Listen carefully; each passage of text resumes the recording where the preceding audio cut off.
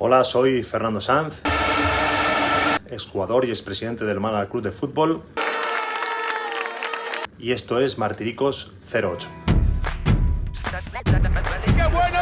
¡Qué bueno!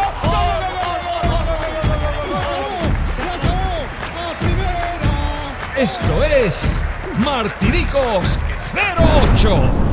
A beneficio de Aldeas Infantiles.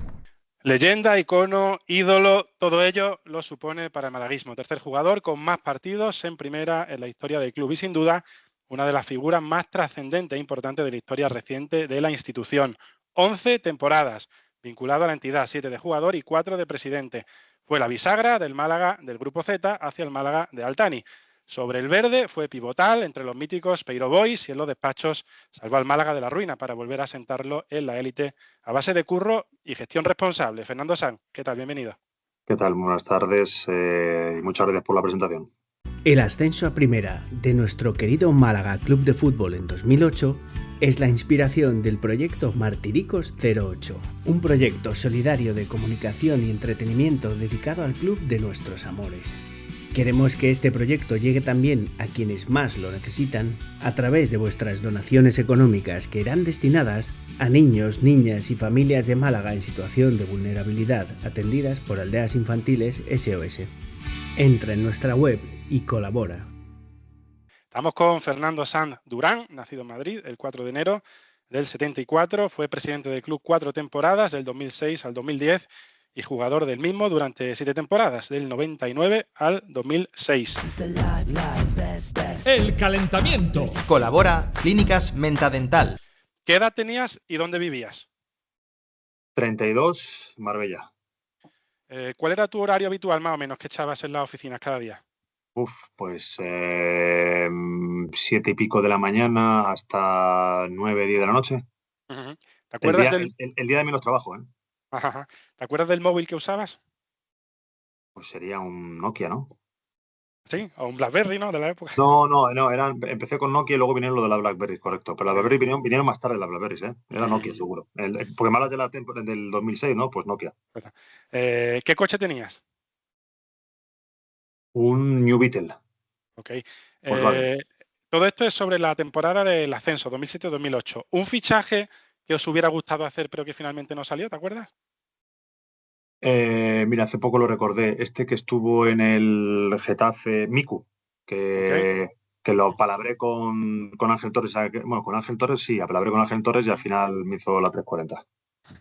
¿Quién era tu mejor amigo dentro del club? Está hablando de la temporada 7-8. 7-8. Mejor amigo. ¿Pero tiene que ser de las oficinas o tiene que ser del club en general, de todo? No sé, no me acuerdo. ¿O con quién te llevas mejor?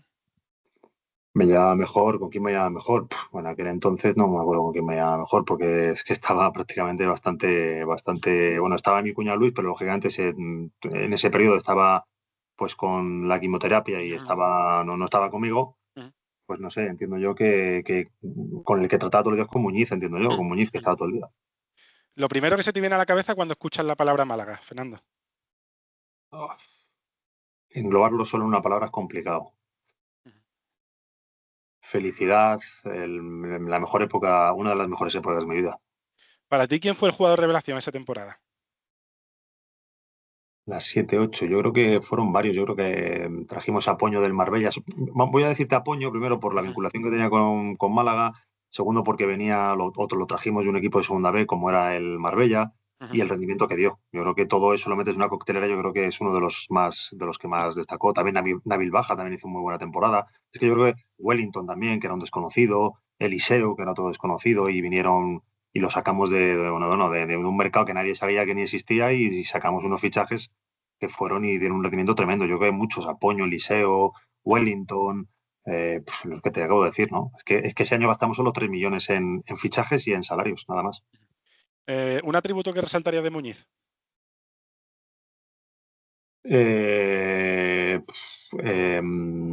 Trabajador, un trabajador y comprometido. La verdad que fue un año en el que le echamos muchas horas y el que asumió responsabilidades por ejemplo, se inventó la figura del entrenador-director deportivo, porque, bueno, para aglutinar en la misma figura, ya que el director deportivo tiene que firmar para el entrenador, pues qué mejor que sea el entrenador el que busque los jugadores que, lógicamente, con mi supervisión. Yo en aquel entonces me acababa de retirar, ya poco tiempo retirado y también, bueno, venía del mismo sitio de donde venían los futbolistas. Y por último, un consejo de vida que le darías al Fernando Sanz de la 2007-2008 si pudieras dársela ahora. Que no se hubiese retirado, que hubiese seguido jugando al fútbol.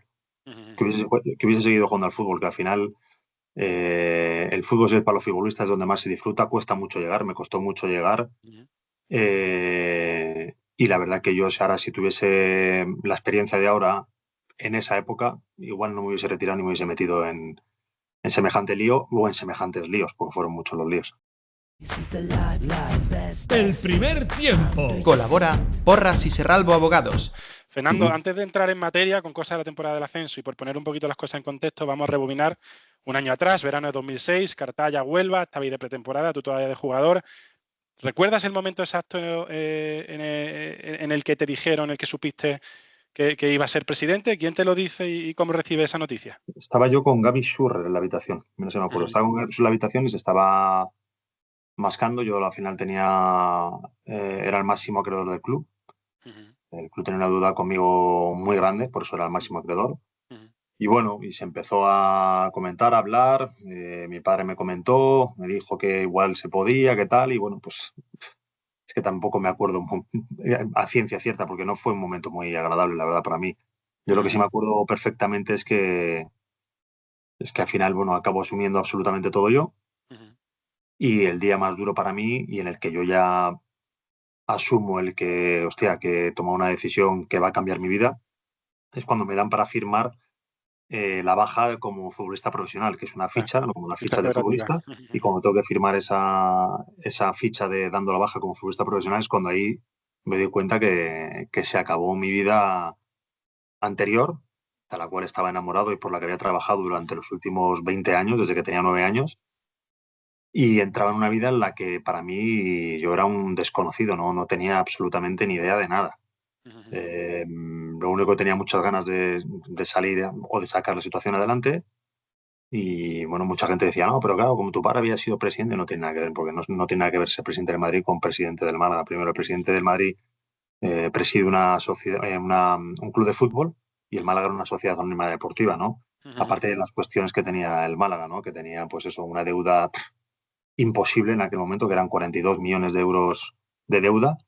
Y lo más curioso es que los ingresos de ese año ya se habían gastado en años anteriores. Quiero decir que los gestores anteriores ya se habían gastado los derechos televisivos, de todo, con lo cual no había absolutamente nada con lo que tener que maniobrar. Y encima tenías una plantilla con salarios de primera división. Porque yo creo que fui de los primeros que empezó a poner en los contratos de los futbolistas que en caso de descenso sus emolumentos se rebajarían, creo que un 50% se ponía. Lógicamente, si tú cuando estás en primera cobras X dinero, si por bajar a segunda cobras mucho menos, el único perjudicado era el club. Y entiendo yo que también los perjudicados, porque son parte importante de que eso suceda, son los futbolistas también. ¿Y cómo gestionaste, Fernando, otra de las cosas del día a día, al pasar del terreno de juego a la presidencia, cómo gestionaste el cambio de rol con los compañeros, que dejaran de ser compañeros para ser empleados? Muy complicado, muy complicado. Resumírtelo en incluso 10 minutos es muy complicado, porque son muchas las cosas que, bueno, lógicamente tú estás, y aparte yo era el capitán de esa plantilla, te presentas no a la semana ni a los 10 días, sino al día siguiente de chaqueta y corbata, comentando y diciendo que eres el presidente, y lógicamente, pues bueno, lógicamente ya la relación cambia. Siempre tiene que haber, yo creo que siempre tiene que haber una distancia entre presidente y jugadores, porque tiene que haberla. Porque hay decisiones que no son agradables para los futbolistas, que tienes que tomarlas por el bien de la institución, por el bien del club. Y eso es lo que había que hacer, porque había que tomar decisiones muy poco populares, ¿no? Y bueno, pues no sé, fue un momento muy complicado, muy difícil y muy desagradable. ¿Recuerdas, Fernando, cuál fue tu último partido como jugador de Málaga? Fue uno de pretemporada, me refiero, de la pretemporada. Oficial, te hablo oficial. Oficial. Pues no sé si fue en la Rosaleda, Málaga, Racing de Santander, ¿puede ser? Según mi dato fue un Málaga-Cádiz 5-0, que perdimos. Málaga-Cádiz, en Málaga. Sí. Es que ese año fue un desastre. Pues yo pensé que era el Málaga Racing de Santander, imagínate. Yo, sabes una cosa, y me pasa también en el otro club donde jugué, en el Real Madrid, incluso en Chile cuando jugué. Mi recuerdos de futbolista, tengo muy pocos recuerdos, no me acuerdo prácticamente de nada de partidos y de momentos. Tengo solo flashes, ni cuando gané la Copa Europa, ni cuando gané la Intercontinental, no tengo, o del Málaga tengo flashes, pero muy escondidos y casi como no me recuerdo casi ni como futbolista, y me jode mucho porque para mí el fútbol, vuelvo a decirte, es futbolista. Lo que sí tengo en el disco duro es el olor a césped mojado, el olor a vestuario. Eso sí, sin embargo, el terreno de juego no sé. Y los partidos, sí, mira que juego partidos, pero los tengo como un poco olvidados. Y te iba a preguntar eso, si te dio pena jugar tu último partido como profesional oficial sin saber que era el último.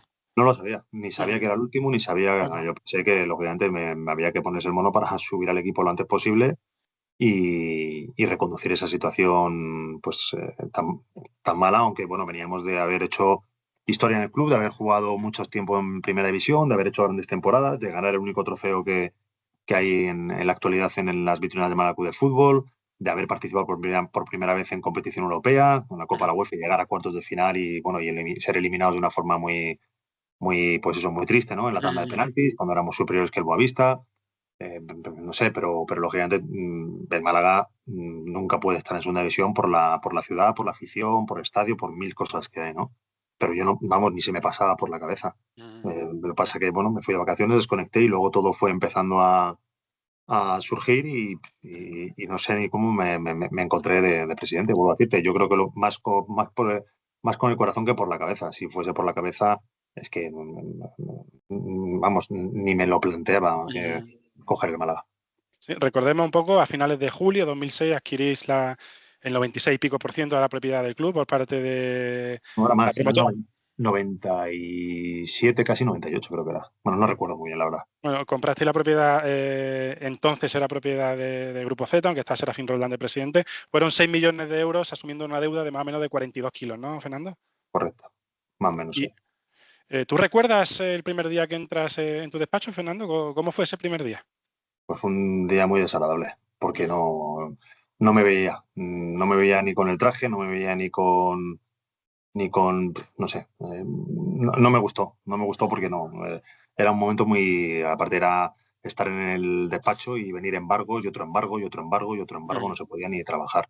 Y luego pues empezar a escuchar, a empezar a que te cuenten todo lo que te cuentan, todo malas noticias, por supuesto, todo malísimas noticias desastrosas, tomar decisiones muy desagradables y empezar sobre todo, bueno, te empezaban a hablar de los pasos legales que tenía que acometer. Y lógicamente uno de esos pasos legales era del concurso. Te empiezan a hablar del concurso, antiguo suspensión de pagos. Te dicen que es que ya no es que tú no quieras porque yo no quería, sino porque es una obligación que tienes ante la ley, ya que cuando un club o una sociedad anónima está en caso de disolución es obligatorio instar el concurso. Me lo explican, porque bueno, luego más tarde se iniciaron concursos partidistas que vienen a ser que en vez de hacerlos cuando te manda la ley, los clubes esperaban al mes de mayo, junio, cuando no conseguían los objetivos, instaban el concurso y entonces automáticamente dejaban de pagar a todo el mundo. ¿Vale? Entonces nosotros nos lo hicimos en mes de octubre o noviembre, no recuerdo exactamente, porque intentamos nosotros maniobrar, pero lógicamente nos dijeron que no, que es que aunque tú intentes maniobrar, aunque tú intentes solventar esta situación, tienes que instar el concurso porque estás obligado ante la ley. Entonces, bueno, pues me estuvieron explicando y bueno, y es lo que tuvimos que hacer, ¿no? Intentando hacer el menor daño posible a todo el mundo. Cuando llegaste al club te convertiste en el presidente del fútbol profesional más joven, con nada más que con 32 añitos, exacto. No sé si en aquel entonces había o fui el presidente más joven en la historia del fútbol español. No lo sé, te pregunto a ti, no sé. Sí, ese era el dato, que era el presidente más joven de la historia del fútbol español. Te iba a preguntar, sin ninguna experiencia de gestión, como has comentado, ¿quiénes fueron tus principales apoyos en esos inicios? Pues mira, me ayudó mucho al principio, lógicamente, mi cuñado Luis era el que me llevaba mis temas, ¿vale? Y lógicamente me apoyé en él porque es el que más confianza tenía, ¿no? Y al principio me ayudó pues, muchísimo porque, bueno, él es el que sabía más de todo esto y yo era un poco, pues eso, aprendía. Lo que pasa que luego, tristemente, al poco de estar conmigo, no sé si al mes o a los 2 meses, pues contrajo un cáncer y tuvo que preocuparse en salir o batallar contra ese cáncer, ¿no? También es cierto luego los administradores concursales que en aquel entonces vinieron, que eran Daniel Pastor, Bernardo Pinazo y el tercero no me acuerdo ahora mismo el nombre, discúlpame. Pues la verdad que también me apoyé bastante. ¿Su apellido era Fernández, puede ser? Puede ser, no me acuerdo, ¿no? La verdad que me apoyé bastante en ellos, ¿no? Porque, bueno, cuando tú instas el concurso, que es un concurso voluntario, tú sigues siendo el que tiene el control de absolutamente todo, pero tienes que tener 3 administradores que tienen que, bueno, supervisar absolutamente todo lo que hacen, ¿no? Y entonces, bueno, la verdad que me apoyé bastante en ellos y aprendí bastante de ellos, puesto que yo no sabía absolutamente nada. Y también en aquel entonces yo tenía un asesor también, que era Julio Sen, que estaba en aquel entonces en Garrigues, que luego posteriormente se fue de Garrigues y montó su despacho, que a día de hoy es uno de los despachos más importantes en España. Pues también, lógicamente, me ayudó bastante porque, vuelvo a decirte, yo podría decir que sí, que era un fenómeno, pero no, yo estaba aprendiendo, era como el que empieza a jugar al fútbol, pues yo empezaba en el mundo de la gestión y me tenía que rodear de gente de confianza, lo primero, que supiesen, y al principio lo que hacía era mucho, pues, escuchar. Yo escuchaba, y luego ya cuando ya entendía o veía cuál era, yo tomaba la decisión, lógicamente, pero al principio me tiré mucho tiempo escuchando y aprendiendo. Ese proceso concursal se cobró también los daños colaterales con los que tuvisteis que lidiar, que fue el ERE, en el que se vieron salpicados 14 empleados del club, entre ellos 4 jugadores, el Gato Romero, Jota, Manu Sánchez y el Chengue Morales, con los que tú también llevabas ya años compartiendo vivencias en el día a día en el vestuario. Eso no tuvo que ser fácil, ¿verdad, Fernando? Sobre todo para ti. No, porque es que lo del ERE a ver, al final esto era te empiezan a explicar que lógicamente no tenía ni comité de empresa, y cuando tú tienes una sociedad anónima con un determinado número de trabajadores es obligatorio tener comité de empresa, etcétera, etcétera. Entonces todo este tipo de cosas había que hacerlas y lógicamente a todos estos se les dio la oportunidad de que pudiesen tener alternativas, ya que el Málaga era imposible que les pudiese pagar esos salarios que tenían en la actualidad, porque tenían salarios de primera división, nosotros estábamos en segunda y encima sin ingresos. Se les dio la opción de alguno de ellos de salir incluso se le buscó un club que le pagaba su salario y no querían. Entonces no hubo más remedio. Hablando del proceso concursal, el Málaga fue un poco pionero en ese sentido. Yo creo que fue de los primeros en España que se acogió a esa... Yo creo que estaba antes, no sé si el Sporting de Gijón, pero no tiene nada que ver con el nuestro. El nuestro fue, dicho por todo el mundo, fue modélico, ¿no? Primero porque no se hizo ni se esperó a final de temporada para dejar a todo el mundo pillado. Se hizo en el mes de octubre, antes de que acabase y sobre todo porque es una condición que te obliga a la ley. Entonces es como el que está en un coche, tiene un semáforo en rojo y lógicamente se lo quiere saltar. No tienes que esperar a que se ponga en verde, pues esto es lo mismo, ¿no? Había que hacerlo, se hizo y fue modélico porque se intentó perjudicar lo menos posible y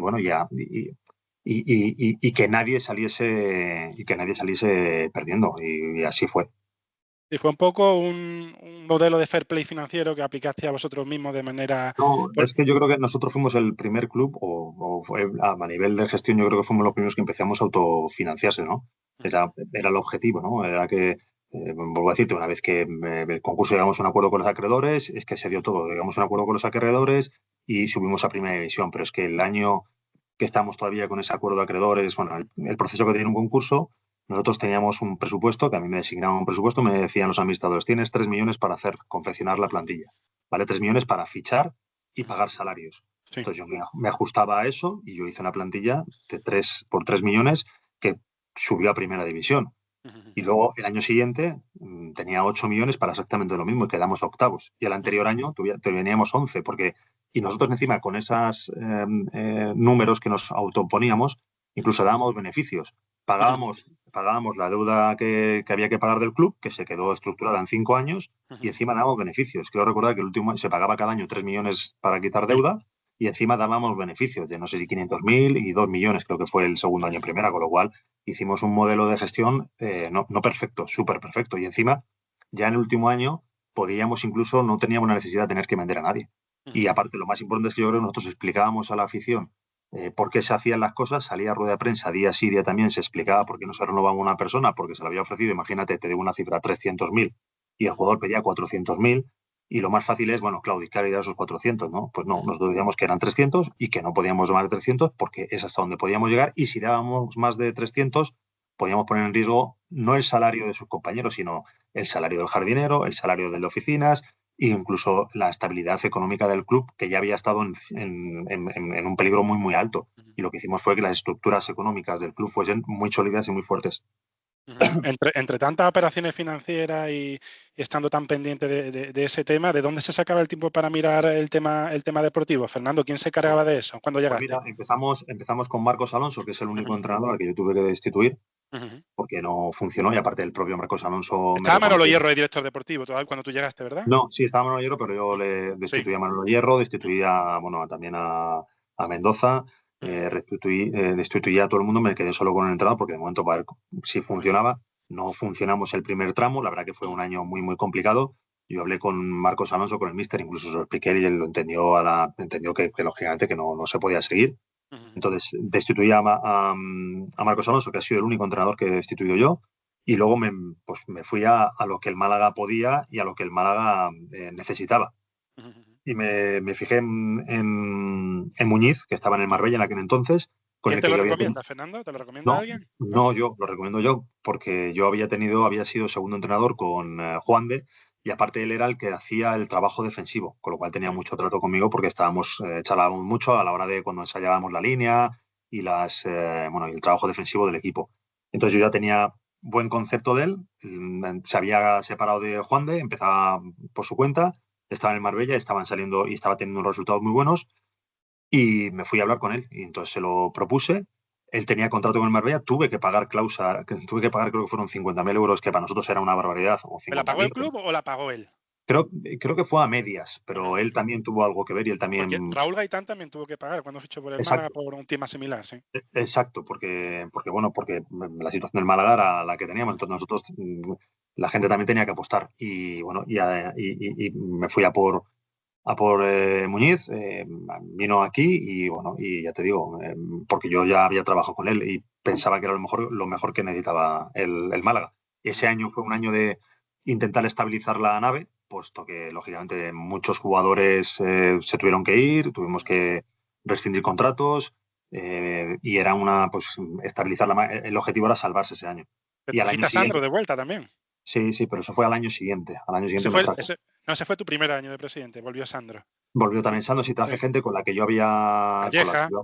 Con la que yo había tenido, tenía relación y sabía que iban a dar el 1000 por 1000, primero por el cariño que tenían al club y por el compromiso. Necesitaba gente comprometida. Y el objetivo era salvarse para estabilizar la vía. El año siguiente, ya sabiendo lo que teníamos, empezar y confeccionar un equipo para abordar el ascenso, que salió a las mil maravillas. Ya te digo, los primeros 7 partidos de Liga se ganó y ahí donde el Málaga cogió distancia. Y gracias a ese primer tramo de la Liga, que nos dio mucha distancia, pues yo creo que aguantamos hasta el último partido que subimos contra el Tenerife, creo que fue con gol de Antonio Hidalgo. Exacto. Fernando, de puertas hacia afuera parecía Muñiz un hombre hecho justo para esa situación del Málaga, ¿no? Un poquito de economía de entreguerras, que trabajaba con lo que tenía sin rechistar, pero en la intimidad yo imagino que te pediría cositas, ¿no? Hombre, claro, lo que pasa es que yo tenía la responsabilidad de dar lo que se podía dar y de conseguir lo que se podía conseguir. Para mí lo fácil a lo mejor era tirar con pólvora del rey y meter, como se hacía antiguamente en todos los clubes, y meter la deuda debajo de la alfombra y conseguir los objetivos deportivos. Yo creo que no. Yo creo que fuimos, ya te digo, los primeros clubes que a nivel de gestión se autofinanciaba y era estrictamente pulcro. Yo creo, y no creo, te aseguro que con nosotros o conmigo de presidente todo el mundo cobraba a final de mes, no hubo nunca ningún retraso. O sea, todo el mundo cobraba en tiempo y hora a la perfección. Está claro que a lo mejor no cobrarían lo que quisieran cobrar o pensarían que cobrarían menos de lo que deberían cobrar, pero nosotros pagamos lo que podíamos pagar y así efectivamente pues todo el mundo cobraba en tiempo y hora. Ya te digo, tanto la gente de administración como jardinería, como nutrición, absolutamente todo el mundo cobraba en tiempo y hora. La primera temporada tuya como presidente, 2006-2007, terminó con un final de infarto, se salvó ahí contra el Cádiz, un partido contra el Cádiz, exacto, sí en la penúltima jornada, sí. Eso sí que me acuerdo. Empate a 1 en la Rosaleda y empezamos perdiendo. Lo sé porque hubo mucha tensión en el palco. Gol de Antonio Hidalgo, sí. Y yo te iba a preguntar, ¿cómo cambió tantísimo la película de ese año que se pasó tan canutas a la siguiente? Muy sencillo, te lo estoy diciendo, porque ese año, el primer año, tú tienes una plantilla que tienes contratos de primera división, tienes que rehacerla por completo. Hay gente que no quiere salir, hay gente que no entiende la situación, hay gente que todavía piensa en el modelo antiguo de que me tienes que pagar sí o sí, cuando la situación del Málaga es que económicamente había cambiado una barbaridad, puesto que lo que se ingresaba en televisión, ahora mismo ingresaba muchísimo menos y encima ni lo ingresabas pues te habías gastado el año anterior. Era imposible. Y lo que hay que hacer es que los clubs funcionen y que sean autosuficientes, no que venga Pepito los palotes y desembolse lo que sea para que aquí todo el mundo siga chupando, ¿no? Entonces es muy complicado. Entonces, sí. Y entonces lo que había que hacer era reorganizar el club a lo que el club era y a lo que el club generaba y a lo que el club tenía. Entonces había que cambiar la plantilla entera. Entonces tuvimos que subir mucha gente del filial o de las categorías inferiores, rescindir con otra mucha más gente, buscar salida a otra más gente, porque lógicamente el club había cambiado por completo. Y bueno, y era estabilizar, lo que te dije, era estabilizar la nave, que no se estrellase, y una vez que la estabilizas y ya salvas esa temporada, porque era muy complicado salvarla, con el año siguiente ya teniendo claro de qué disponíamos y cuánto se podía gastar para confeccionar un equipo, que te dije que eran los 3 millones estos famosos, y con esos 3 millones, digo, bueno, los 3 millones vamos a confeccionar la plantilla. ¿Y eso cómo se hace? ¿Y eso cómo se hace? Porque fueron 11 fichajes de procedencia muy dispar, muy desconocido la mayoría, como decíamos, Wellington, el de Rosario, para Paulo Jorge, Rosato se conocía un poquito más porque venía de la Real Sociedad, Apoño de segunda vez. ¿Quién es el artífice principal de que llegaran esos fichajes y se adaptaran tan rápido? Sin lugar a dudas, Muñiz. Muñiz es el que, pero todo supervisado por mí. ¿Y cómo se hace eso? Echándole horas y horas y horas y de estar las 24 horas del día metido en la Rosaleda, en los despachos, que es que eso ha sido así. Y dedicarle mucho, de tener mucha pasión, de tener mucho compromiso, de querer bueno, lo mejor para el club, que es lo que hacíamos nosotros. O sea, hicimos un grupo de trabajo maravilloso. Y éramos muy poca gente, pero con un compromiso y con unas ganas de fiché también a José María Arrabal por aquel entonces del Madrid y lo traje al club y bueno, también le dio un cambio en el tema de marketing y en el tema de todo, porque el club estaba de espaldas a la ciudad y lo hicimos que el club se metiese y que estuviese totalmente metido en la sociedad y en la ciudad. Y había un binomio afición, club, afición, yo creo que maravilloso. Fernando, a Wellington, por ejemplo, ¿quién lo descubre? ¿Quién ve la Liga Suiza de la temporada anterior y dice...? Te repito, Muñiz es el que tenía informes, sabía de él, me comenta, me dice y lógicamente y fue el fichaje más caro, porque Wellington no vino gratis. Wellington costó, creo que eran 500.000 euros a pagar en no recuerdo cuánto tiempo. Al año, vino cedido con una opción de compra que se ejerció al año siguiente en primera. Exacto. Eliseo creo que fue el que vino totalmente gratis, Eliseo. O sea, Eliseo no costó un duro. O sea, todo eso, lógicamente, es el trabajo de Muñiz y hace un trabajo brutal como director deportivo y yo, lógicamente, soy el que acaba diciendo, yo también, por mucho que me dijese Muñiz, yo tampoco los conocía o nadie los conocía. Él me decía y, lógicamente, es el entrenador que los va a utilizar. Si me habla que estos son así, luego vi 2 o 3 partidos y dije, pues sí, venga, vamos para adelante. Y salió a las mil maravillas. Pues bueno, mira, Wellington el rendimiento que ha dado, Eliseo 3/4 de lo mismo. Y yo creo que todos los que trajimos ese año dieron un rendimiento pues sensacional. Y ya no solo el rendimiento, el compromiso, ¿sabes? Hubo un compromiso muy grande con ese año, con el club, con poder ascender y con devolver el Málaga a la primera división y así se hizo. Pero vuelvo a decirte, solo con 3 millones de euros. Tú cuando viste a Wellington, ahora que estamos hablando de él, Fernando, ¿tú podías intuir que ahí había una leyenda malaguista en ciernes? A ver, yo en aquel momento lo único que intuía o quería era conseguir el objetivo. Luego, con el paso del tiempo, lógicamente, yo tengo una relación muy, muy especial con Wellington. Siempre bromeamos y decimos que, bueno, pudimos cumplir el sueño y el deseo. Yo siempre digo que más de él que el mío, ¿no? Siempre hemos dicho, si hubiésemos jugado juntos alguna vez, ¿cómo hubiese sido eso, no? Y pudimos jugar ahora en la Rosaleda, que se hizo un partido de leyendas, 120 de leyendas, y bueno, y cuando saltó al campo le dije, bueno, ya has cumplido tu sueño, ya puedes jugar conmigo. En plan broma, ¿eh? Sí. Pues siempre estamos hablando, pero Wellington y yo tenemos una relación muy, muy, muy especial. Todavía a día de hoy la mantenemos y yo creo que perdurará para siempre porque es un jugador muy especial para mí y él me dice que yo soy una persona muy especial para él por haberle traído al Málaga Club de Fútbol, ¿no? Y siempre hemos tenido buena relación. Esa temporada del ascenso, Fernando, se empieza con un 21 de 21, 7 victorias consecutivas, pero al final se pasó más mal de la cuenta, ¿no? Teniendo en cuenta ese arranque. Sí, porque nos acabamos, la gasolina se acabó. Se acabó la gasolina y eso es como cuando el partido de tenis en los últimos puntos se te encoge el brazo, pues entre que andábamos justos de gasolina y se nos encogió ya el brazo, pues llegamos muy, muy, muy, muy justos, porque creo que subió el Sporting y nosotros, y la Real Sociedad que empezó a apretar al final y apretó mucho y casi pues nos alcanza. Y bueno, y gracias a Dios al final acabamos subiendo con ese partido en la Rosaleda ante el Tenerife con un 2-0 con los goles míticos de Antonio Hidalgo que bueno que hizo un año sensacional.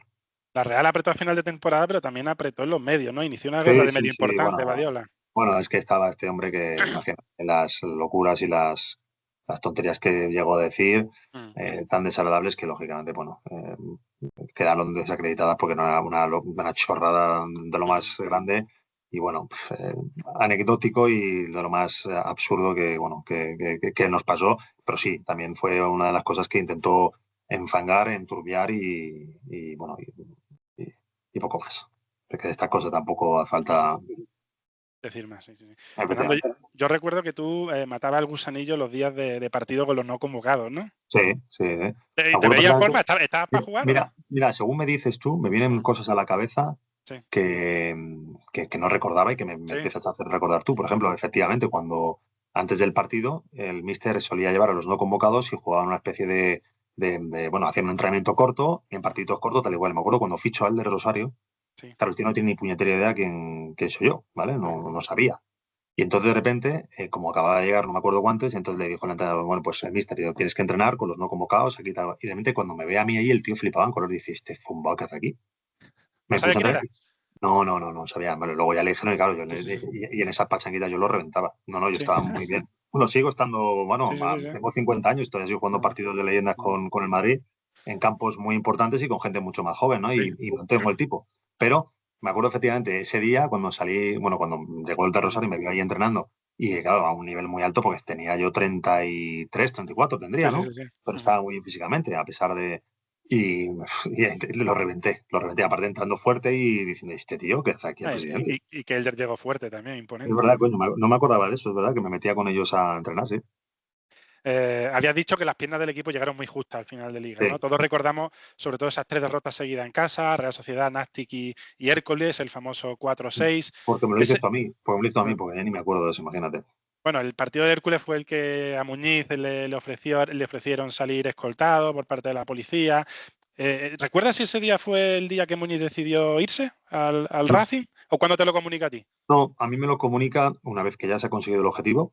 Sí. Porque lógicamente el Racing creo que clasificó ese año para Europa. Exacto. Le ofrecían un contrato brutal, muy bueno, ¿vale? Ganaba bastante dinero y me lo pidió. Y yo entendí que el trabajo que había hecho había sido bueno, nos había devuelto a Primera División y yo no pedía absolutamente nada porque podía haber dicho que, oye, mira, pues la cláusula es esto, si no me lo pagas no te vas. Yo creí que eso no era lo adecuado. Le dejé salir gratis. No puse ninguna traba y creo que se lo merecía el tener esa oportunidad por lo que había hecho por nosotros, ¿no? Y también creo que necesitaba un poco descansar un poco de esa presión que habíamos y que había tenido en Málaga. ¿Fue injusta esa presión, Fernando? Teniendo en cuenta que el equipo no abandonó puestos de ascenso en toda la temporada. Sí, pero sí es bueno que haya esa presión y que haya esa tensión. Yo creo que si no tienes presión y tensión te puedes relajar y no consigues los objetivos. Siempre es bueno esa tensión. Lo que pasa es que algunos lo asimilan mejor y otros peor. Y Muñiz, bueno, por momentos en lo que estaba bastante nervioso y no estaba cómodo. Pero bueno, yo decidí y quise darle eso, me refiero a dejarle salir gratis porque creo que se lo había ganado y no poner ninguna traba. Y así fue, se marchó. Y yo, como siempre la verdad que en ese aspecto me salió todo muy bien con los entrenadores. Enseguida me acordé de Antonio Tapia, que también estuvo con nosotros. ¿Lo elegiste tú? Lo elegí yo también. Sí. Porque Muñiz era el director deportivo también de ese equipo. Digo, a lo mejor lo eligió el propio Muñiz. Pero no tiene nada que ver, ya Muñiz había ido y yo tenía que decidir a ver qué entrenador venía ahora, ¿no? A quién traía. Y lógicamente había entrenado con Antonio Tapia, lo conocía a la perfección, sabía que la gente estaba libre y le llamé a Antonio Tapia y también salió espectacularmente bien. Ese año hicimos, yo creo que una temporada en Primera División, la primera temporada en Primera División después buenísima, que fuimos octavos y el equipo hizo un fútbol brutal. Y a final de temporada pasó lo mismo. Antonio Tapia le ofrecieron un contrato muy bueno, no sé si fue el Tenerife o el Betis, no me acuerdo. Se fue al Betis, sí, con Goitia. El Betis me pidió lo mismo, tal, y yo le dejé también salir sin ningún problema. Y luego recuperó otra vez a Muñiz, que venía de Racing Santander, que no había salido bien.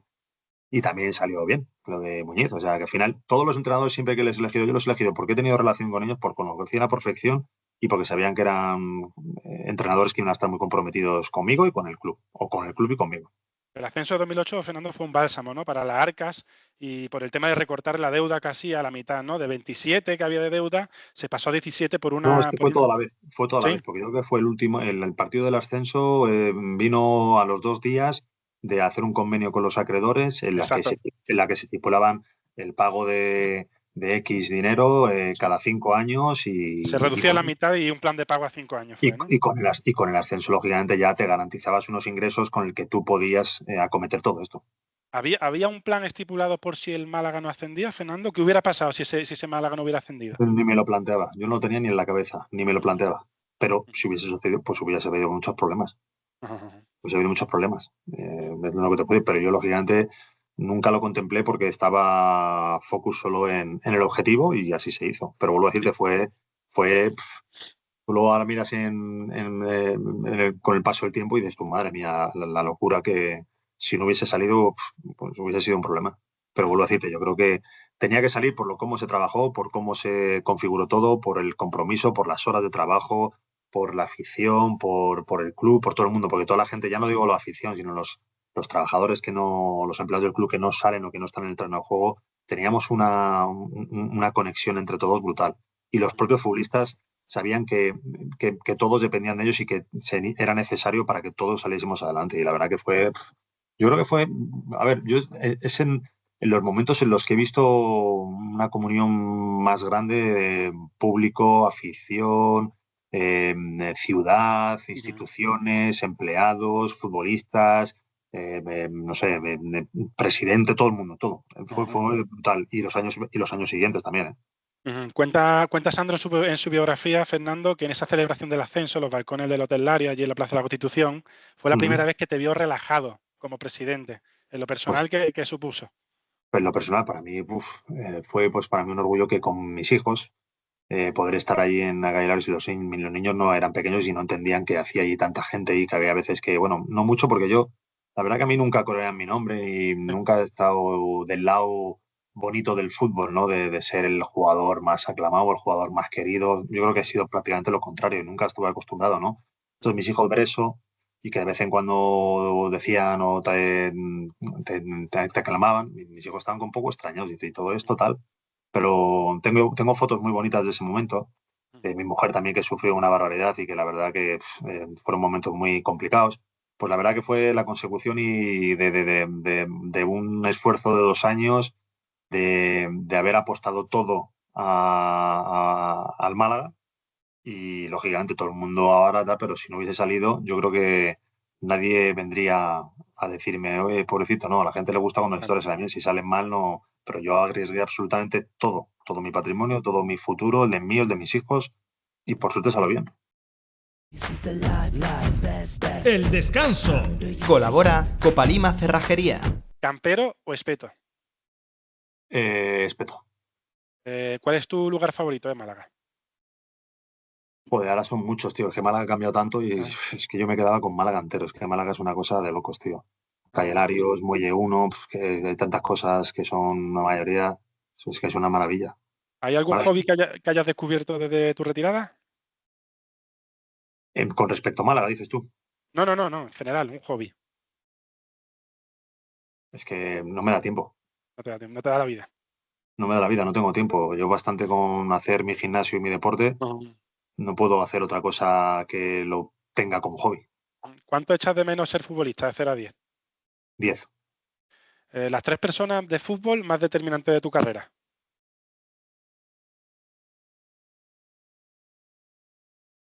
Pues que 3 son muy pocas, macho. Tengo, pues, lógicamente, mi padre, porque está muy vinculado. Y eso que mi época en el Madrid es un poco traumática porque tengo que marcar distancias por la presión que tenía aquí. Mijatovic es otro con el que tengo y sigo teniendo una buena relación. Sandro y Coque por parte del Málaga, que somos como Sandro, Coque y José María Raval. Somos en mi vida malagueña, son mis 3 personas más importantes y que bueno, que tenemos muy, no sé, siempre nos estamos hablando, ¿no? Sí. También Fernando Redondo. Fernando Redondo, que parece que está desaparecido, pero es una persona que lo tengo siempre muy presente y es una persona que me ha marcado mucho porque, hostia, tú le veías comportarse en un vestuario y actitudes y comportamientos y dentro de fuera de un terreno de juego, es un tío Sí, ¿no? muy increíble. Fernando Hierro también, que tengo muy buena relación con él. Chendo, que también son muchas las personas. Ok. Karen B, sé que tengo muchas personas que son muy... Luego Ajá. tengo los Darío Silva, los Deli Valdés. Es que son mucha gente con la que sigo teniendo vinculación, les tengo muy presentes, han sido muy importantes en mi vida en momentos puntuales. Yo me siento un afortunado de haber compartido vestuario con estas personas. Es que en la época de Málaga es que fue una época maravillosa, con tanto jugador. Por ejemplo, Mitchell, ahora que está de entrenador también coincidimos con él y hace poco le vi y bueno, recordamos y eso que para él no fue una época buena, pero Sí. tuvimos la suerte de estar juntos medio año. Es que hay tantísima gente que ha pasado por ese vestuario de Málaga que era divertidísimo, divertidísimo. ¿Cuál era tu referente futbolístico de juventud, Fernando? No te lo vas a creer, y no se lo Venga. cree nadie cuando se lo digo. Miguel Portland Chendo. Chendo. Chendo. ¿Y por qué no se lo va a creer nadie? Será un icono de No, Madrid. porque era un jugador a lo mejor más... A ver, no era el típico que tú dices, el Santillana, Juanito, el Romario, no sé qué. No, para que veas un poco cómo es el perfil de las personas. Entonces, para mí, Chendo, no sé, desde pequeño me llamaba la atención, me gustaba mucho.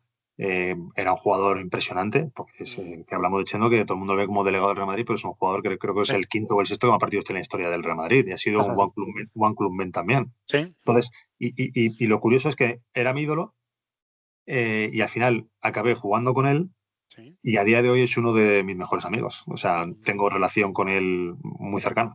Entonces, que es curioso, ¿no? Que un ídolo tuyo se acabe convirtiendo en un amigo no esporádico, sino de para toda la vida. Su último partido, no sé si lo sabes, que su último partido lo jugó en la Rosaleda, un amistoso contra el Atlético de Madrid que se hizo en la Rosaleda. O sea, yo creo que jugué ese partido. Puede ser. Lo jugó No, Valcarce incluso también con el Madrid. Por eso, y yo jugué ese partido también. Sí, Mírate la anexión, yo jugué ese partido. Con el Madrid lo jugué yo. Sí. Fernando, ¿tú te arrepientes de alguna decisión deportiva de tu carrera? No hace falta que digas cuál. Sí, claro que me arrepiento. Me arrepiento en la mía deportiva, sí, me arrepiento. Sí. Como futbolista, ¿te refieres? Sí. Sí, me arrepiento de muchas. Me arrepiento de muchas y más ahora con el paso del tiempo y con la madurez que tengo ahora, de muchísimas.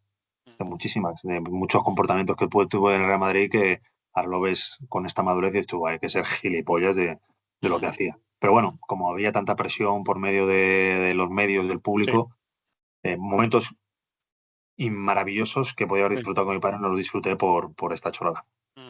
¿Tu estadio favorito que no haya sido el tuyo, en el que hayas jugado?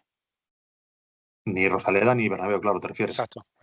Pues mira, el Westfalen Stadium en aquel momento, que era el campo del Borussia Dortmund, que ahora no sé cómo se llama, que le han cambiado el nombre. Signal Iduna Park, ¿no? O era tampoco, no sé ahora. En mi época era el Westfalen Stadium, pues ese. Vale. La siguiente pregunta creo que se responde sola. ¿Club favorito de infancia? ¿De infancia? Sí. Hombre, lógicamente, no estoy a ser hipócrita, pero era el Madrid porque yo vivía en Madrid y lógicamente para mí el Madrid era... Y de hecho entré en el Real Madrid con 9 años. Vale, la última de este test, Fernando. Si fueras un ojeador, ¿cómo describirías, qué pondría en el informe del mejor Fernando Sanz futbolista? Pues un jugador que no es un sobresaliente, pero no es un insuficiente. Siempre te va a rendir. Un jugador que siempre rinde y siempre va a ser un notable. El segundo tiempo. Colabora Fernando Catering y Eventos. Por su trascendencia dentro de la plantilla, Fernando, fueron difíciles de entender entonces, ese verano 2008, las marchas sobre todo de Antoni Hidalgo, que fue el máximo goleador, que finalmente no aceptó la oferta de renovación, y de Carpintero. Uno fue por tema económico, ¿no? Fue Antoni Hidalgo, pero el de Carpintero fue un poco más extraño, ¿no? Porque fue de los jugadores más pivotales de ese equipo. Sí. Y incluso le llegaste a ofrecer una renovación, ¿no? Sí, lo recuerdo. Sería igual exactamente por lo que Antoni Hidalgo, igual que de Calleja. Calleja también salió. Recuerdo que le hicimos una oferta de renovación, que era lo que podíamos pagar. Él pretendía más o decía que tenía otro club que le pagaba más y dije, pues escucha, perfecto, muchas gracias y vete, pero asegúrate que lo que te ofrecen te lo paguen, que es lo que siempre decía todo el mundo. Nosotros te ofrecemos esto, pero te lo vamos a pagar. Y Carpinteros yo creo que vencería lo mismo. Nosotros ofrecíamos lo que podíamos pagar. Yo tenía un presupuesto de ahí no me podía salir y ya está. Entonces, si no aceptaron, pues bueno, a reinventarse, que es lo que había que hacer y lo que se hizo, porque se marcharon y los jugadores que vinieron en la temporada 8-9 hicieron una temporada brutal en la primera división. Con lo cual, bueno, sé que es un riesgo, sé que, que puede salir mal, pero bueno, a nosotros nos salía bien y yo creo que era lo más responsable que podíamos hacer para con el club. Porque lógicamente después de haber vivido una situación en la que el club estuvo casi a punto de desaparecer, yo creo que lo más importante era dotar de fuerza las estructuras económicas del club para que cuando hubiese un descenso, hubiese cualquier problema deportivo, eso no se tambalease. Aparte, yo todos los jugadores ya que empecé a firmar en ese año en Primera División, todos tenían que aceptar una cláusula, que antes nadie eso lo hacía, que en caso de descenso a Segunda División, su ficha pasaba a 50, 60 o 70% menos. Entonces, mucha gente no quería firmarlo. Entonces decía, oye, ¿qué pasa? El riesgo lo asumo yo y no lo asumes tú, que eres el que va a jugar. Entonces, con lo cual, yo creo que a lo mejor obedeció a esto, a que no les apetecía o pensaban que era un poco lo que les ofrecía y que luego tenían que firmar una cláusula en caso de descenso. Entonces, no sé, pero yo siempre les ofrecía, los que se lo ganaban tenían su renovación y así pasó con Antonio, creo que con Carpintero y como con Calleja también. El Málaga ya en primera, 2008-2009, dio un nivelazo, además era un juego súper divertido de lanzar, de salir súper vertical a la contra, destacaron jugadores como Apoño con 9 goles y Nabil Baja otros 9 goles. Se vendió solo a Eliseo al final de ese verano al Lazio por 1 millón porque le quedaba un año de contrato. Yo no recuerdo personalmente, Fernando, que ese Málaga vendiera fácilmente, ¿no? Que no vendiera al primer postor. No, es que ya teníamos la pese capacidad. a la necesidad. Exacto. No teníamos ya necesidad, porque ya la deuda estaba totalmente estructurada y se pagaba perfectamente sin ningún tipo de problema. Además, ese año, el primer año en Primera División, dimos beneficios de, creo que fueron 500.000 euros, ¿vale? Después de pagar los 3 millones y pico de deuda, más pues todo lo que hay que pagar durante el año, dimos 500 y pico de beneficio y al año siguiente dimos que creo que fueron 2 o 3 millones de beneficio después de haber pagado el segundo año del concurso, porque se pagaba todo perfectamente. Entonces nosotros no teníamos ninguna necesidad porque teníamos unos salarios y una plantilla que podíamos pagar al año siguiente sin ningún tipo de problema. Entonces los gigantes ya no teníamos por qué vender. O sea, ya podíamos vender, pues eso, haciendo dinero. Y lo del Eliseo fue primero también porque, como tú bien dices, le quedaba un año de contrato, no le veíamos con ganas de renovar. También él quería pues buscar otra situación y yo con jugadores que están comprometidos tal, intento ayudarles y yo a Eliseo le intenté ayudar con esto de Lazio y así fue que se marchó a Lazio y creo que fueron 2 millones, no fueron 1, creo recordar. Fueron 2. Creo que fueron 2. Al final de esa temporada se fue, como decíamos, en aquella época estamos hablando de estos millones que a la gente le parece que es poco, pero en aquella época era otra época. No era mucho, pero tampoco era poco. Se fue Tapia al Betis a final de esa temporada, volvió Muñiz. Contigo de presidente se abonaron cantidades por 4 traspasos, si no me equivoco. Wellington, cuando ejercí la opción de compra, 550.000 euros. Miguel Ángel, unos 80.000 al Betis, cuando volvió en esa temporada de primera. Duda, que llegó cedido la temporada de primera y ya lo compraste al Sevilla por 400.000. Y el último, Ediño, que llegó ese verano de 2009 como fichaje estrella por el que se paga 1 kilo. En una época donde se medía cada céntimo, Fernando, que se gastaba, ¿quién recomienda esa inversión en ese delantero que venía del fútbol griego? Pues mira, en aquel momento estaba director deportivo, estaba Sandro ya, creo que estaba Sandro Ricardo Rodríguez. Con Ricardo Rodríguez, pues bueno, me hablaron de una oportunidad, teníamos capacidad de poder afrontar un fichaje pues que diese diferencial y lógicamente siempre se busca, eso es lo que cuesta dinero, son los delanteros, ¿no? Y había esta oportunidad de traer a Ediño, que se había hinchado a meter goles en Grecia, iba con la selección internacional portugués y se decidió traer a Ediño, ¿no? Siguiendo consejos y lógicamente viendo que yo también vi que era una opción buena porque por 1 millón un delantero, bueno, no salió del todo bien, tuvo lesiones y no se acopló bien, pero bueno, a nivel económico no nos supuso un gran esfuerzo, a nivel deportivo no funcionó, pero bueno, el resto de los compañeros estuvieron ahí para compensar y se consiguió lo más importante del objetivo, que era mantenerse. Pero lo que tú has dicho, ¿no? Trajimos o recuperamos a gente como Duda, que mira, Duda se ha convertido en el jugador con más partido en la historia del Málaga, pues lógicamente lo traje de Sevilla porque bueno, estaba en el Sevilla y yo había jugado con Duda, lo conocía y creía que sería bueno que viniese incluso para él, porque yo sé que él es muy de Málaga y que siente Málaga y así ha sido, ¿no? Eliseo, es que nos podemos hablar 500.000, 400.000, Miguel Ángel 80.000, que Miguel Ángel también de un rendimiento buenísimo y Miguel Ángel también había jugado conmigo y yo sabía lo que podía dar, a pesar de que bueno, ya a lo mejor no era el último, pero hizo también y dio buen rendimiento y es que estamos hablando de unos jugadores que no pueden dar por lo compras y el resultado que dan, es que yo creo que más es imposible. Fue una temporada muy sufrida, ¿no? Esa 9-10, de las que quitan años de vida. ¿A ti cuántos años de vida te quitó esa temporada, Fernando? Mucho, porque yo me acuerdo partidos como el que fuimos a jugar en Getafe, fuimos a jugar contra el Athletic Club de Bilbao, Sí. igual del último tramo, ¿no? Eran partidos muy difíciles, se veía que el equipo no sacaba los partidos, necesitábamos los puntos, estaban empezando a apretar el Jerez, el Tenerife, el Valladolid, y estábamos ahí. Además, yo creo que cuando jugamos contra el Getafe perdimos y nos metimos en puestos de descenso y bueno, estábamos todos empatados a puntos. Fue tremendo porque la última jornada llegamos se tenían que producir muchas carambolas para que el Málaga se mantuviese. Incluso al final, en ese último partido, y aún perdiendo, nos hubiésemos mantenido. Pero fue un partido, decía, nos tocaba a nosotros el Real Madrid, último partido, necesitábamos ganar para depender de nosotros mismos. Y claro, el partido empieza, no recuerdo si empezó ganando el Madrid o si empezamos ganando nosotros, creo que empezamos ganando nosotros con gol de Duda. Sí. Y luego empató Guti y ya con el empate empezamos a dar cuentas y bueno, ya cuando creo que fue Alexis, exjugador malaguista, marcó al Tenerife en Valencia, que entonces ya automáticamente ya que estábamos salvados absolutamente todo. ¿Te acuerdas, Fernando, que esa temporada aguantaste a Muñiz con un arranque de una victoria en 14 partidos? Muñiz empezó esa temporada con 9 puntos de 42. En Málaga no se recordaba tanta confianza de un presidente hacia su entrenador con esos números. Había mucho run siempre de la gente que te llegaría por todos lados. Run no, había mucha presión y me metían mucha caña y me estaban presionando para que echase a Muñiz, pero yo estaba convencido que Muñiz podía sacarlo adelante y así fue, pero la verdad que confié, yo creo que le respaldé, no confiar, le respaldé muchísimo, di mucho la cara por él y por los jugadores, porque otra cosa no, pero yo siempre salía a rueda de prensa día sí día también para decir que el único responsable y el máximo responsable soy yo y para asumir toda esa presión y que tanto entrenador como jugador estuviesen más liberados para poder sacar el objetivo adelante. Yo imagino que tus años en el Madrid te sirvieron mucho, ¿no? Para afrontar esas situaciones de crítica, de presión y tomártelo con mucha tranquilidad en ese sentido. Bueno, si te cuento mi vida en el Real Madrid, podría escribir un libro. Podría escribir un libro de todo lo que me pasó desde los 9 años hasta los 25, la presión que tuve que aguantar como futbolista, la presión que tuve que aguantar mediática, las injusticias que tuve que sufrir, porque eran injusticias día sí día también.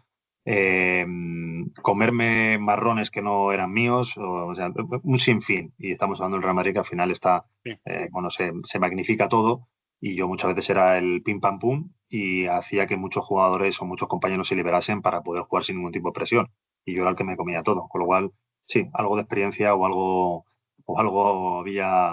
me sirvió mi paso por el Real Madrid. Yo muchas veces decía, cuando estaba en el Málaga y salimos a jugar en momentos que estaban complicados, ¿no? Y a lo mejor la Rosaleda estaba un poco de uñas contra nosotros y te recibían un poco, pues eso, con murmullo, pitos, y había compañeros míos que se deshacían y yo diciendo, pero madre mía, si estos son unos benditos, si aquí no tendrías que salir al Bernabéu con 80.000 de uñas y cabreados en aquella época, que hablamos los años 90. Sí. O sea, es triste decirlo, pero el Madrid me curtió para poder aguantar absolutamente de todo.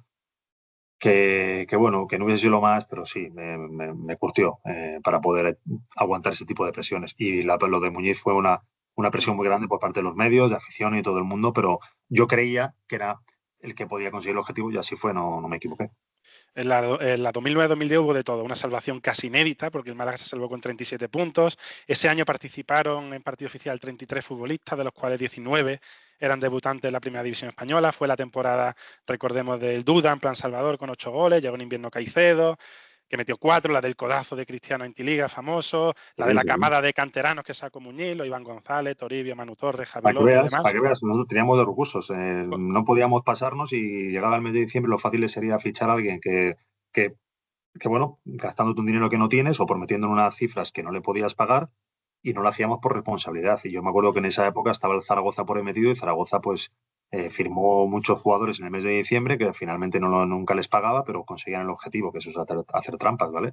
Nosotros no lo hacíamos, nosotros al final como no podíamos, sacamos gente de la cantera y sacamos muchísimos jugadores que no tenía ese dato, pero 17 futbolistas es una barbaridad. 19.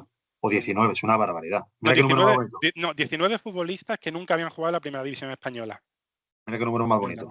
Número bonito. El dorsal tuyo, sí. Número bonito, sí. Fernando, cuando lográis el objetivo ya después del partido contra el Madrid, esas lágrimas que te vimos en el palco, ¿qué significado tenían detrás? de la tensión tan grande que de todo un año. La tensión tan grande de todo un año que no sé, no me puedo ni contener. No me puedo contener ni no sé ni por qué. Pues tensión de un año, de mucho trabajo, de los gigantes saber que se han conseguido el objetivo. Es que me acuerdo que Florentino estuvo súper cariñoso conmigo. Con Florentino estuvo cariñosísimo, diciéndome, Fernando, no, te lo mereces, tal, sé lo que tal. Y luego también estaba mi mujer y fue mucha la tensión y ahí me rompí porque, pues no sé, porque vi a la gente tan contenta, vi a la gente, pues yo qué sé, tan agradecida de que sea. Y bueno, y ¿sabes lo que pensé? Dije, bueno, yo creo que la gente se tiene que dar cuenta, para un club como el Málaga en aquel momento, lo que significa mantenerte en primera división, lo que significa seguir en primera división, lo importante que es, ¿no? Entonces, como el año anterior se quedó octavo, y fue como, bueno, vale, sí y tal, entonces que se sepa o que vean la importancia de seguir un año más en primera, ya sea octavo, noveno, décimo, ya sea segundo, tercero, cuarto o ya sea lo que sea, ¿sabes? Entonces, que se sepa de la importancia que es estar en primera división, ¿no? Y ahí yo creo que el público fue consciente de que no es fácil mantenerse en primera división para un club como el Málaga en aquel momento. ¿Esas lágrimas, Fernando, también tuvieron un poquito de satisfacción por dejar al Málaga en el disparadero de un proyecto ambicioso? No, eran solo por eso, obedecieron única y exclusivamente a esto. Lo que pasa es que si vas a lo que vas, eso se produce luego más adelante, sin buscarlo para nada, porque se contactan conmigo y bueno, y empezamos a tal. Y también porque yo ya los últimos partidos o lo que yo percibía en el entorno era que el Málaga quería dar o que en este caso la afición de Málaga quería un paso más, me refiero. Querían algo o alguien que le diese un salto de calidad. Y yo ese salto de calidad no se la podía dar. Yo solo podía gestionar lo que el Málaga tenía, que así al final el modelo que se está haciendo ahora mismo en los clubes. Sí. Si tú generas 20, tienes 20 para gastar. Entonces, yo no tenía esa capacidad de darle eso que la gente pedía o que el entorno o que la ciudad estaba pidiendo. Y por eso yo siempre dije que yo era un presidente que había llegado por accidente y con fecha de caducidad. Pues yo creo que cualquier persona que se quede en un sitio mucho tiempo, al final está cometiendo un error porque se acomoda y empieza a cometer errores propios de estar, de sentirse intocable. Y entonces, pues, decidí explorar esa situación porque creí entender que la gente me estaba haciendo entender que querían algo más que no era yo. ¿Cómo surge la posibilidad de vender el club? De la forma más absurda. Yo vivía en Marbella, como te he dicho, tenía muchos amigos de distintos sectores y, bueno, me vino uno, me presentó a este señor, dijo que estaba interesado, me contó su proyecto, lo que tenía en mente, vi que era lo que podía acoplarse perfectamente al Málaga, que era una persona que iba a invertir muchísimos millones, que iba a cambiar el Málaga y yo creo que era eso lo que quería la gente o la afición, que es lo que me estaba haciendo ver. Y muy a mi pesar, yo estaba encantado, pero vuelvo a decirte, yo creo que soy una persona consciente y consecuente con lo que escucha, ve y con lo que le hacen sentir. Entonces yo sentía que eso es lo que quería el público de Málaga y por eso lo hice. ¿Fue la única oferta que recibiste en esos 4 años de comprar el club? Sí, es que nunca... Bueno, sí, no, una vez que estuvieron unos mexicanos, pero nada. No fue formal, ¿no? No hicieron nada más que hacer ruido y poco más. Ok. Fernando, ¿era incompatible ese nuevo proyecto de Altani con que Fernando Sanz siguiera de manera activa?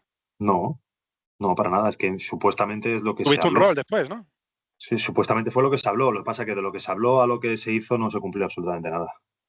Porque tuviste un rol de asesor o consejero, ¿no? No por mi parte. No. En teoría supuestamente era seguir con la función de presidente ejecutivo. Sí, eso te lo dijeron. Claro. Claro que sí. Pasa que luego se incumplió absolutamente todo. O sea, eso te lo ofrecieron el mismo verano, en la misma compra. Sí, claro. Hay mucha gente que habla sin saber. Para mí fue un tema muy traumático porque yo creo que el primer damnificado fui yo. No se cumplió absolutamente nada. No se cumplió absolutamente nada más allá de lo que se tuvo que firmar, que la gente se piensa que yo... mucha gente dice o piensa que me fui millonario y yo lo único que hice fue recuperar. No gané ni un euro. Es más, perdí. ¿Por cuánto se vendió el club, Fernando?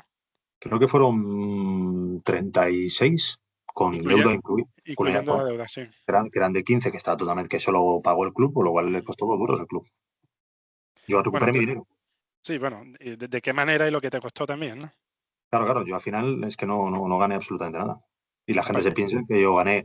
Supuestamente yo, a ver, yo como soy una persona que mira a largo plazo, no a corto plazo, claro, se me dijo, no, seguía siendo presidente ejecutivo con un sueldo, que no había cobrado absolutamente nada en 4 años, porque no cobré ni un euro, salvo el último año que el propio Dani Pastor me obligó a tener un sueldo, que me pagó un sueldo, creo que eran de 120.000 al año, nada más. sí, sí.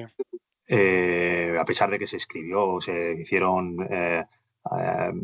informaciones malintencionadas diciendo que yo cobraba 2 millones de euros, hay que ser analfabeto para decir que yo cobraba 2 millones de euros cuando estábamos en concurso de acreedores y no se podía pagar casi ni a los futbolistas. Es más, la plantilla se confeccionó con 3 millones y decían que yo cobraba 2 millones, hay que ser analfabetos. Pero bueno, todo esto lo tienes que leer y te lo tienes que tragar, ¿sabes? Sabiendo que es una mentira como el copa un pino. Pero bueno, ¿qué te voy a contar? Pues eso, miré a largo plazo que se me ofrecía seguir siendo presidente ejecutivo, seguir estando al frente del club, con esta gente detrás, no sé qué. Y al final todo fue una mentira. A partir de ahí, de la compra del club, la historia es bien sabida, un oasis en el desierto que duró más o menos 3 temporadas, con la culminación de los cuartos de final de la Champions en Dortmund, lugar posiblemente en el que tú hiciste tu mejor partido como futbolista del Madrid. Para ti, viéndolo con perspectiva, Fernando, ese año de Champions compensó viendo lo que vino después, ese desmantelamiento y la sangría económica a nivel institucional. Yo me desconecté, es más, en aquel entonces yo vivía en Dubái, estaba ya en otra posición importante dentro de la liga, en el que estaba desarrollando un trabajo muy importante que me absorbía mucho. Seguía lógicamente seguía al Málaga. Yo ya sabía más o menos lo que estaba pasando años atrás. Lo que pasa es que, claro, que yo a la mínima que decía parecía que es que este está resentido porque ha salido. Y como yo me conozco todo el mundo del fútbol, no quise hacer absolutamente ninguna manifestación ni decir absolutamente nada. Pero mientras que se le tocaba las palmas, se le ponían calles, pues mira, estaba pasando otras situaciones que mucha gente sabía y que mucha gente se callaba. Medios de comunicación, incluso gente que estaba dentro del club, ¿sabes? Pero yo lógicamente no podía ni hacer nada y encima tenía que estar con el San Benito de que yo había cogido la pasta y me había olvidado del Málaga. Cosa que nunca fue así, porque ni cogí la pasta, yo solo lo que hice fue recuperar parte de lo que había metido, incluso perdí dinero, vuelvo a decirte, y tuve que aguantar, pues eso, muchas cosas que no fueron ciertas. Y encima el incumplimiento de algo que supuestamente se iba a hacer y no se hizo, ¿no? Y luego, pues eso, si todavía pasa después de 14 años de la venta que han pasado, o más de 14 años, hay gente que todavía dice, no, es que lo vendiste tal, no sé qué, sí, pues, como si fuese yo el culpable cuando después de 5 años de estar al Tani como presidente, se le ponían calles, era ovacionado en el estadio, salía a dar una vuelta de honor y todo el mundo le aplaudía y a mí con eso nunca pasó. A mí nunca nadie ni me aplaudió, ni me ovacionó, ni me dio las gracias, ni me dijo nada. Se cumplirán pronto, como dices. Yo creo que soy de los pocos que realmente sí que ha expuesto y ha puesto su dinero. Se cumplirán, como dices, pronto 15 años de esa venta del club. Desde entonces, más de 7 años en la Liga has estado como presidente de fundación y director de Relaciones Institucionales e Internacionales y del proyecto Embajadores y Leyendas, y ahora en la Real Federación Española de Fútbol como director de Desarrollo de Negocios Internacionales. Y ahora más activamente, ¿no?, como cabeza visible por parte española del Comité Organizador del Mundial 2030. Como se suele decir coloquialmente, el culo pelado ya en gestión deportiva, ¿no? ¿Qué queda del Fernando Sanz que veíamos por aquí con la 19 y el brazalete, Fernando? Desde del verano 2006, que es cuando doy el cambio a otra vida, pues desde entonces en el mundo de la gestión deportiva, como presidente del Málaga, como director de todo lo que has dicho de la Liga y 6 años de experiencia en el extranjero abriendo todas las oficinas de la Liga por el mundo, creando el proyecto Embajadores, creando innumerables proyectos, ahora la federación con el tema del Mundial, pues yo creo que hay pocos con este perfil, ¿no? Que hayan estado también en el terreno de juego con mayor o menor éxito, pero bueno, con una trayectoria bastante larga, ¿no? En Madrid con Champions, Intercontinental, una Liga, una Supercopa de España. Con el Málaga, pues, siendo el tercer jugador con más partidos en la historia del Málaga, como tú has dicho, en Primera División. Y eso que me retiré con 32 años y podía haber estado muchísimo más, que si tú ves los números con respecto a lo mejor otros jugadores, pues, no sé, en tan solo 7 años y estar todavía el tercero, pues dice bastante. Y eso que solo mis partidos son solo de Liga y en Primera División, además, ¿no? Pues luego habría que sumar los de UEFA, Intertoto, Copa del Rey, etcétera, etcétera. Pero bueno, pues con el culo bastante pelado, sí, bastante pelado. Es más, yo creo que ya se me asocia más al mundo de la gestión que al terreno de juego. Con lo cual, yo creo que lo que hice en el terreno de juego va desapareciendo y lo que hago en los despachos está más de actualidad, porque es lo que hago en la actualidad y por lo que llevo haciendo desde 2006. ¿Volvería a presidir algún club si apareciera la oportunidad? No. No. No, solo yo creo que para presidir un club tienes que tener alguna vinculación. Yo creo que ir a un club a, yo qué sé, decirte las escalerías de arriba. Sí. Sí, yo no sé. Yo creo que, sobre todo, es que la propia afición igual ni lo entendería. Tiene que ser alguien que ha tenido una vinculación muy, muy especial con ese club. ¿El Málaga? Sí, pero vuelvo a decirte, yo siempre con lo del Málaga siempre digo lo mismo. Yo es que el Málaga es mi casa. Es mi casa. Y yo las puertas de mi casa no me las cierro nunca. Sí. Eso no quiere decir nada. Y quiere decir todo. ¿Cómo lo ves ahora a nivel institucional, desde fuera? ¿Cómo lo ves ¿Cómo lo ves al club a nivel institucional ahora desde fuera? Bueno, pues no lo sé, tío. La verdad que el descenso a Primera Red fue muy, muy, muy, muy doloroso. Sigue siendo muy doloroso verle en Segunda División, aunque parezca que... Pero sí, ver al Málaga en Segunda División me parece súper doloroso. Y a nivel institucional, yo es que, vuelvo a decirte, una persona como yo que tiene tanta vinculación y que ha estado y que ha sido es presidente del Málaga, yo creo que por prudencia, por respeto y por educación no puede manifestarse ni decir nada al respecto. Yo tengo mi opinión, por supuesto, pero la comparto a nivel privado, a nivel público. Yo creo que sería imprudente y no creo que ayudase a nada, ¿sabes?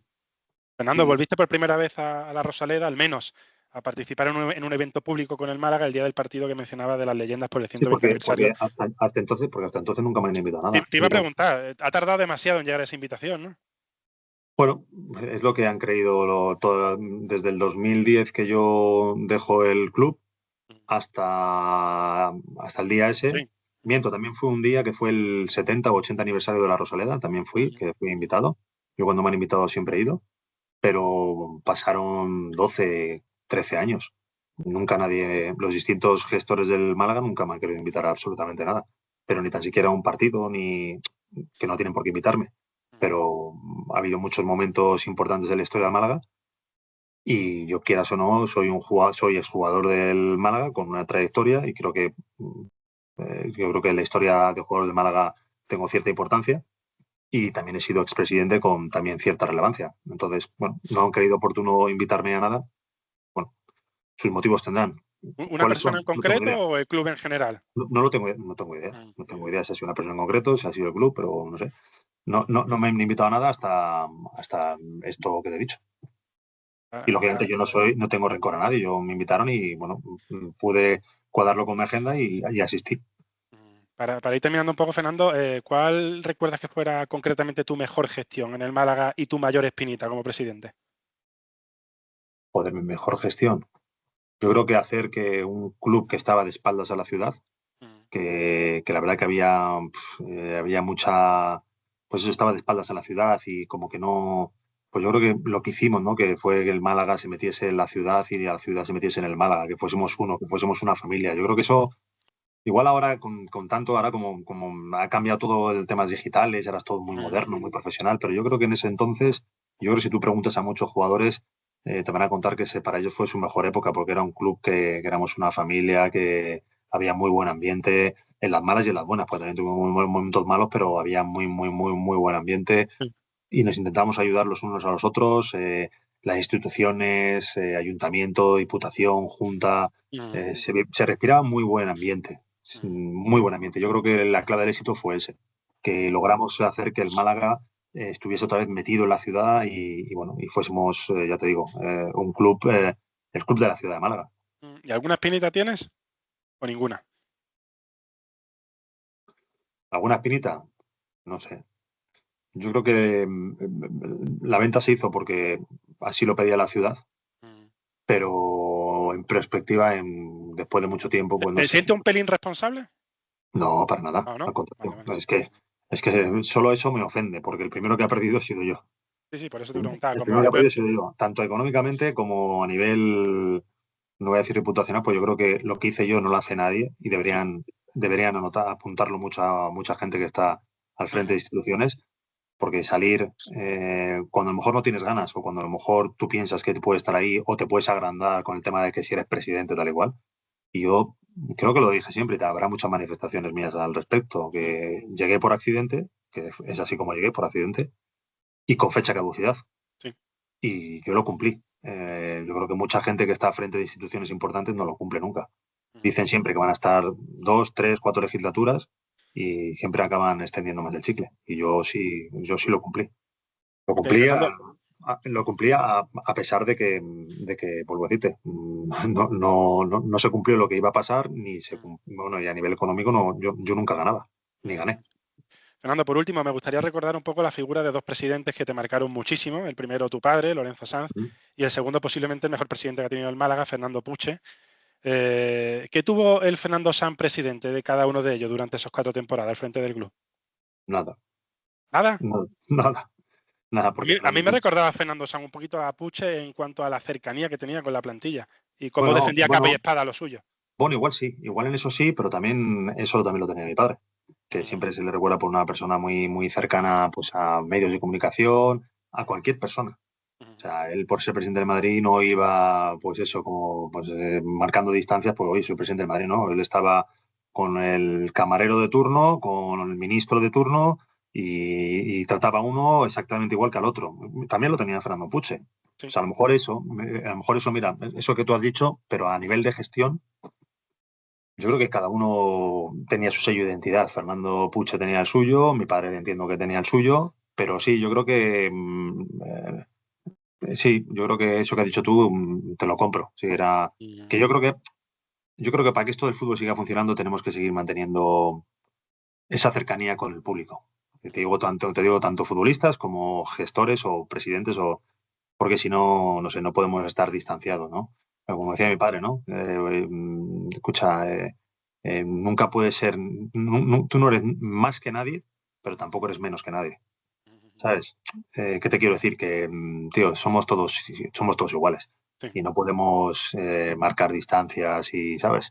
Pero vuelvo a decirte, sí, yo creo que eso que tú has dicho te lo compro, sí. La cercanía puede ser, sí, pero luego a la hora de gestionar, yo creo que Fernando era un tipo peculiar y tenía sus particularidades, mi padre las suyas y yo las mías. Y no hemos contado ni hemos dicho absolutamente nada, porque al final ya la gente se queda con el tema de Fernando Sanz, expresidente, pero también es que he sido exjugador y creo yo que es muy importante la historia de Málaga y parece que eso se ha olvidado. El haber sido presidente y haberte hecho una época que por suerte fue exitosa y muy importante para la historia, pues parece que el Fernando Sanz futbolista ha desaparecido. Sí, esa es la sensación que tiene. Sí, es la sensación que tengo. Y no sé, y como no sé, tío, como que ¿Te duele eso, no? ¿Por cómo lo cuentas? No es que me duela, pero es que parece como que, no sé, que como que desapareces como futbolista, incluso ya como presidente parece que ya ha desaparecido, parece que ya yo en el Málaga no existo ya. Es una sensación un poco rara. Pero ¿hablas a nivel medio, prensa, afición? No, prensa un poco no, todo? A nivel, bueno, no sé si afición, tal, pues también me ha hecho muchas veces. Yo solo con que haya un comentario de como, que se lo llevo caliente, tal, pero sí. Coño, sabrá la gente, tío, los esfuerzos que tuve que hacer y encima no ganar absolutamente nada. Ya recuperar o perder poco, que fue lo que hice, perder poco, ya estaba bien, pero encima lo hice precisamente por esa gente que igual decía eso, que decía, que tenemos que aspirar a más, y por eso, y todavía tenía que aguantar, y encima más de 15 años todavía tenía que aguantar, decir, pero cuando tú estás tocándole las palmas al que está ahora, después de 5 años de haberse vendido, o 6 años, yo qué sé, que se daba paseos por ahí y todo el mundo le aplaudía. ¿Ahora venís a decirme que soy yo? Pero por lo general yo creo que Fernando Sanz tiene una imagen buena en Málaga. No sé, pero no sé. Yo no sé cómo decirte. No sé qué decirte. ¿Tú cuando vuelves por Málaga es esa la sensación que te lleva? Ni sí ni no. Pero no sé. Pero ha habido gente muy importante en la historia de Málaga que no, sabes, que no se le ha tratado con cariño. Y no te hablo de mí, te hablo, por ejemplo, hay gente como los Sandro, por ejemplo. Bueno, Sandro dio el pregón, pero los Sandro, los de esa época mía, parece que una época y somos los únicos que han ganado un trofeo oficial. Sí. está claro, jugamos una competición europea también y parece que solo existe la Champions. Y han pasado y han venido muchos jugadores y hay jugadores que se han dejado la vida allí y ni les han dado las gracias. Hay gente que hasta muchísimos años se ha dejado la vida en peores circunstancias, peor pagados, y han sido, y no, como que no existen. Sí. Yo estoy de acuerdo, ¿eh? Te hablo de los Deli Valdés, por ejemplo. Te hablo de muchos jugadores, Movilla es querido, pero los Movilla, la gente que y parece que tal, igual como Pellegrini estuvo en el Málaga, sí, pero estuvo en la mejor época y cuando ya no había bonanza se piró. Bueno, en cuanto a entrenadores, yo sí creo que hay un quórum ahí entre la afición de que Joaquín Peiro ahí es el top 1. Por favor. Sí, sin duda. Pellegrini es un grandísimo entrenador, pero en la mejor época de bonanza de mucho tal. Yo creo que ahí no hay debate. Pero cuando ya se acabó y iba a ser menos, se marchó. Que es lícito, ¿eh? Pero ha habido gente que se ha quedado a sabiendas de ganar mucho menos. Yo renové y iba a ganar muchísimo menos que en otros sitios. Yo era pretendido por grandísimos clubes y me quedé en Málaga. Oye, ¿lo del Manchester United fue cierto en 2001? No te lo puedo decir, me refiero, no sé decirte. No te llegó nada, ¿no? No, porque yo estaba solo focalizado en el Málaga. Mi familia estaba no contenta lo siguiente y yo no contemplaba otra cosa que no fuese el Málaga. ¿Y selección? ¿Selección nunca estuvo cerquita la cosa? Sí, estuvo cerca, pero no sé por qué nunca lo hicieron. Yo creo que tiene que ver también con mi pasado ¿Tú crees que te ha perseguido en demasía eso, crees tú, no? Sí, no te quepa la menor duda. Porque en esa época iban Tellez, Unai y yo estaba por encima. Época Camacho, sí, Mundial 2002, sí, Corea y Japón. Que fue Coque. Por eso. Y bueno, Camacho estuvo también en Madrid y Camacho me quiso a mí cuando estaba en el Madrid me quiso fichar para Sevilla. Sí. ¿Sabes? Y qué raro cuando está la selección y es mi mejor época como futbolista en el Málaga, pues que no tuve ni la oportunidad o que no me llevó. El descuento. Colabora Gimnasio Urufit. ¿Recuerdas contra quién jugó el Málaga la primera jornada de la 2007-2008?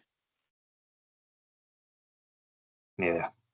Fue un partido que se ganó por 3-0, Málaga-Salamanca. Ni idea. Vale. Por 2 puntos. Máximo goleador y máximo asistente esa temporada del Málaga. Máximo goleador y máximo... Puede ser, no sé, Antonio Hidalgo. Máximo goleador fue Hidalgo, sí. Hidalgo, máximo goleador y máximo asistente, pues no sé, tío. Sandro. Eliseu, fue Eliseu. Eliseu, vale. Ajá. Vale, la siguiente. Los 3 jugadores de campo con más minutos esa temporada. O sea, es que me hace unas preguntas que son complicadísimas, tío. ¿Sí? Joder, son dificilísimas. Estás metidísimo en la gestión entonces, sí.